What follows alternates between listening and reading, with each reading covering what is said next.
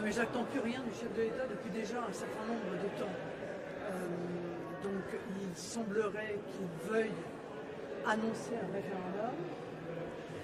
La question est sur quel sujet? Parce que je rappelle quand même le traumatisme de 2005.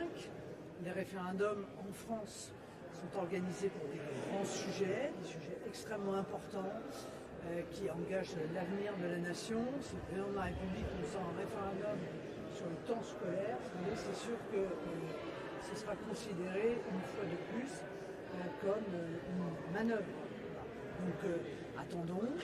Les Français ont dit à de multiples reprises des sujets sur lesquels ils souhaitaient, je crois, être consultés, au premier rang desquels d'ailleurs l'immigration. Donc le président de la République va-t-il choisir cette option? Est-ce que vous pensez que l'idée de faire 3 questions pour ce référendum, c'est une bonne idée de faire plusieurs sujets? Non mais il n'y a pas... Alors, je répète, nous ne sommes pas en Suisse, il n'existe pas en France de votation. Un référendum porte sur un texte de loi. Donc c'est pas oui ou non, c'est un texte de loi. Donc c'est pas est-ce que vous êtes pour l'immigration ou contre l'immigration, c'est êtes-vous d'accord avec le projet de loi suivant. C'est ce qui s'est passé pendant le référendum sur la Constitution européenne.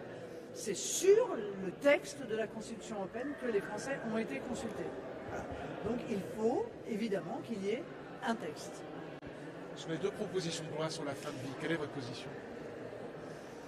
Alors, sur évidemment la loi sur les soins palliatifs, je suis tout à fait en accord. Je pense qu'il faut un développement massif de ces soins palliatifs et que c'est un échec en réalité de notre pays de voir que dans un nombre significatif de départements, il n'existe pas encore de structure pour pouvoir offrir des soins palliatifs à nos compatriotes. Sur la loi sur la fin de vie, à titre personnel, j'y suis opposé parce que je considère que le texte sorti de la Commission est un texte qui ne permet pas l'assurance du respect des soignants, du recueil véritablement du consentement et que les garde-fous qu'on pouvait espérer sur un texte aussi grave, eh bien, ont été